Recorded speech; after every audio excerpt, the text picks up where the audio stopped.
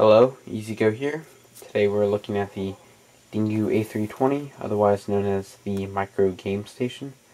I ordered mine off DingooDigitalUSA.com, that's hyphenated, for about $89 shipped. You can get as low as $83 shipped from DealExtreme.com. That will take you about 2 or 3 weeks. This arrived in the mail, USPS, in about 3 or 4 days, I think. So that was convenient. Let's first take a look at the box, and we'll continue on with the review of the hardware and the emulators. Well, here's the box. It is rather small and cheap. I can't say I expect anything else from China. Inside you have the specifications. It has a 2.8 QVGA screen, which is 320 by 240. Supports many different audio and video files. AV out, ebook, picture, built-in 4GB memory and a mini SD card slot, and built-in rechargeable battery. Let's see, supports Nintendo, Super Nintendo, Mega Drive, Game Boy Advance, and some arcade systems. Well, let's open the box and see what's inside. Obviously this has been opened before, so otherwise I'd have no idea what I'm talking about in this video.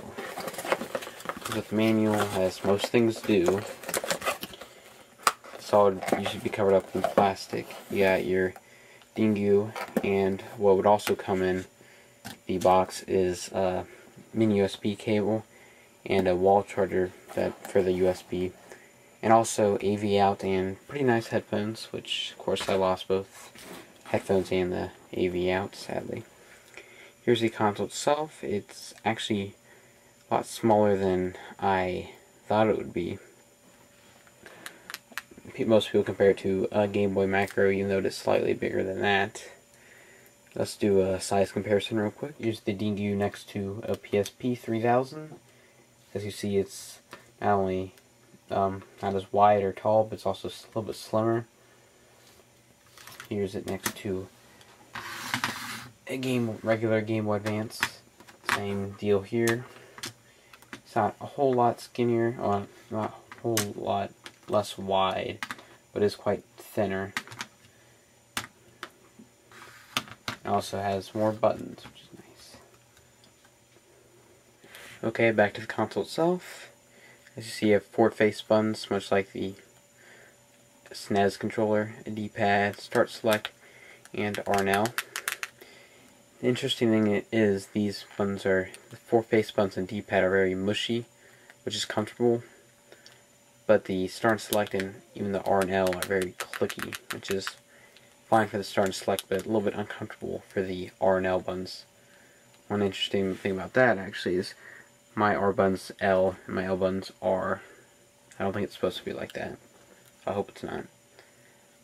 On the bottom of the unit you have a mini SD card slot, not a regular, not a micro, a mini. Most people don't have mini SD cards like I, so I had a mini SD card adapter for micro. I have 2GB one in there. But it's not necessary since there's 4GB internal, unless you install Dingux, but we'll get to that later. AV out, mini USB, stereo speakers. They are in the bottom, oddly. Stupid hot glue. Rather than the top, like a PSP or DS. On the side here you have a headphone jack and a sliding power/hold button. On this side you have a reset button and a mic. The microphone's actually decent quality. I like to put it in my pocket while I'm doing performances, and I can listen to them later. The bad thing with the reset button is you need a paper clip or something small like that. So if you're on the go and you freeze your Dingoo up, which happens occasionally, and you don't have a paper clip, you're screwed. To wait for your battery to die or find something to stick in there. On the top, nothing but the R and L or L and R buttons. The back has the Dingoo symbol. If you buy this, sometimes if you buy it from the wrong place, you won't have this. It'll be a slightly cheaper model called the non-pod units. says Dingoo Digital, and I guess it says Dingoo Digital in Chinese or something, I don't know. A320, which is the model, made in China, of course. It has, or had, 4 nice rubber pads on here, so it doesn't slide around. But sadly, one might fell out. Like, you set down on a table and it'll stay put, unlike, some other consoles that slide around and break. My PSP might have not broke if it has stuff like that, but oh well. Another thing to mention is the very nice gloss over the screen and the whole front. It's very fingerprint friendly, or not friendly, but it's fingerprints stick on it a lot. But on the white unit, it's not very visible unless you're in the sunlight. With a black unit, which I was originally going to get, but they're out of stock, it's very visible, much like a PSP. Another bad thing about the gloss, though, is, I don't know, you probably can't see it, but there's dust stuck in between the screen and the gloss, and I can't get it out. I can try an air compressor later, but I can't get it out. It's very annoying. Another thing to talk about is the specifications of the hardware. It is running a 400 megahertz MIPS processor that's clocked at, what was it, about 330 megahertz, so it's a faster processor technically than the PSP, which is about 233 megahertz or something like that. But it only has 32 megabytes of RAM, where the PSP 2000, 3000, and Go have 64 megabytes of RAM. The 1000 only has 32 as well.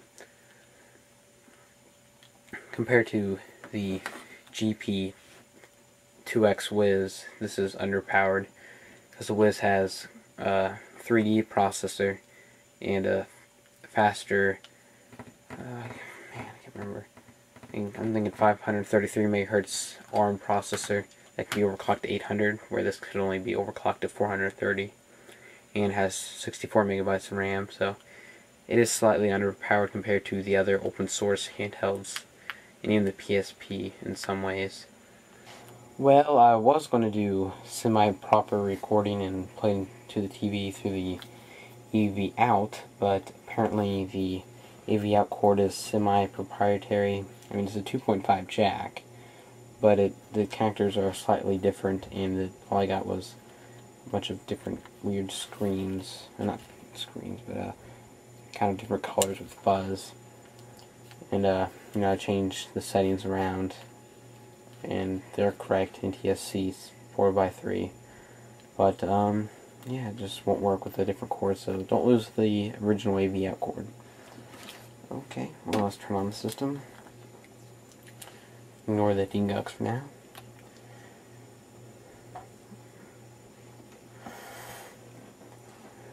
Okay, here is the menu screen. It is rip off of the PSP XMB. Yes, I say a lot in these. Oh well. Here you have native apps, emulators. As you can see, I bought it from Dingoo Digital USA, so they have like custom firmware. So all the names are fixed.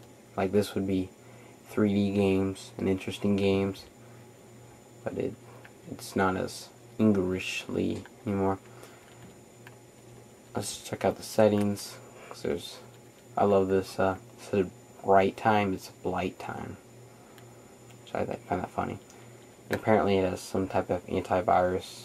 I don't see how that works, but okay. We're not going to get into the native apps right now, except for I'll show you. Here's an overclocking tool. This thing can go up to 430 megahertz, or all the way down to 200. The only bad thing is it wastes your battery more. But let's keep the way it is and go to emulators, because that's all I really care about.